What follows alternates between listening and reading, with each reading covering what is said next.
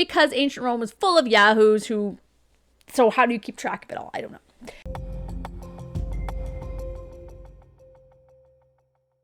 Hello, welcome to Sound and Fury Book Reviews. As usual, I am Tina.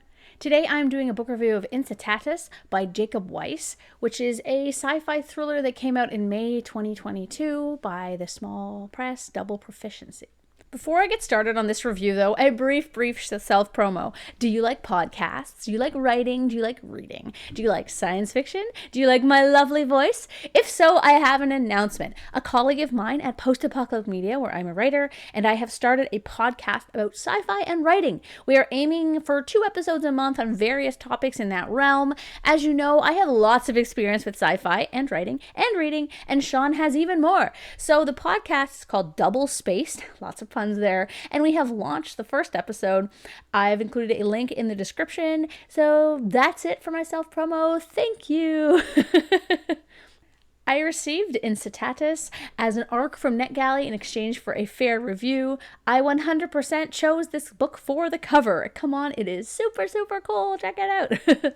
An action-fueled sci-fi with heavy emphasis on world building, Incitatus is a terse, slow-building thriller. What's it about? Xiao has 2 choices. Live and die the boring corporate life her father demands she live, or go on an adventure searching for space pirate treasure.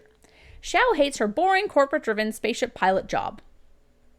Living up to her father's vision for her hasn't been easy, but she's been a dutiful daughter until she discovers a data chip leading to a pirate treasure. Suddenly faced with a new path, she convinces her crew to ditch their corporate responsibilities to go on a treasure hunt instead, as young people do.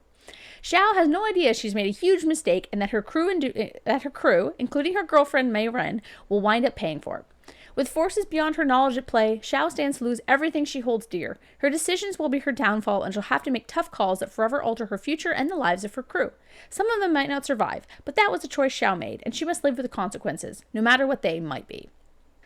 Like the slow crawl of the Tantive 4 at the start of New Hope, Incitatus is a novel that builds gradually. Yet this isn't a bad thing if you have patience. The last 30% of the book is absolutely addictive.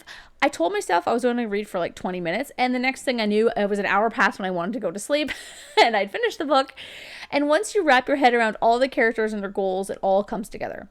What I'd call this book most of all is ambitious. It's complex, like an Ian Banks or a Kim Stanley Robinson novel, with a large focus on crafting this corporate-run universe. There's no aliens, actually, surprisingly, given the cover. It's quite frankly impressive in its scope and details, both in terms of technology and how the universe functions, and leans a bit harder into hard sci-fi than space opera, though I wouldn't classify it a hard sci-fi. It's not quite like that kind of level, but it definitely has those elements. When I saw the cover of the book, I was like, why do I know this word? I know it meant something from ancient Rome, and I was like, for like a week, I was like, what does this mean? I can't remember. It was just driving me crazy. So I looked it up, and then I was like, oh, right. Incitatus was the favorite horse of Caligula, one of the Roman emperors. How did I forget this? Because ancient Rome was full of yahoos who... So how do you keep track of it all? I don't know. Basically, dude had this horse that he loved so much. He had servants for it and claimed he wanted to make it his priest or his consul. Whether this was true because Caligula was a bit nuts, whether it was just a rumor, whether Caligula was just playing a joke and it got out of hand, or it was satire, from later historians belittling senators, I guess we'll never know. What I really loved about this entire thing is that Incitatus has for quite a number of centuries been used as an allegory for political ineptitude. This kind of thing fits its use in the book, as Incitatus in the novel is a poorly run prison barge. If you're a fan of action and don't mind violence, this book is full of it, especially the last sections. Despite the blurb only really talking about Xiao, there are a few other main characters, including a mercenary who really walks that line of morally gray, a space cop, and Xiao's hot corporate dad. Unfortunately, each of these stories, while they do intersect at the end, has its own complex exposition that we needed to be filled in upon, so that no one, not even Xiao, feels really fleshed out. We get that she's a bit risky and that she's young and spoiled, but that's about it. All the characters are distinctive, but we get no backstory on anyone, and sometimes we go so long between seeing characters that I forgot who they were when they came back, and it took me out of the story because I was like, who is this person again? In truth, I felt like the Ranger's side plot and hot dads were competing for space in an otherwise already full cast and plot, though it's clear they're there because of book 2. Like, this is part of a series. But I just didn't really like that kind of, it felt a bit forced that they were in there.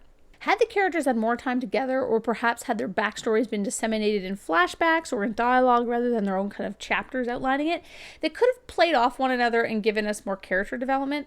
The best bits of dialogue between the characters is at the end when Milosh and Lederman exchange quips, and that was really fun. I was kind of hoping for more of that. Then again, I am also a very big fan of character-driven stories, so if you're more of a plot-driven person who really likes like thriller action, you'll enjoy this quite a bit and not have the same reaction I did, and that's fine. The ending of the novels is just bonkers in a great way. It absolutely doesn't go where you expect, and I am intrigued to check out book 2. Now, I know it was an arc, but there are some writing issues that I am assuming are going to be addressed in the final version, namely the story shifting into present future from present past. This drove me a bit nuts. Normally I don't mention it, but it drove me a bit nuts. So I'm hoping that's fixed for the final version. Highly recommended if you like corporate intrigue, no holds barred action, and the movie Escape from LA. I love that movie. Thank you again to the publisher for the e-arc. I really appreciated it, and I'll definitely keep a lookout for book 2. Thanks.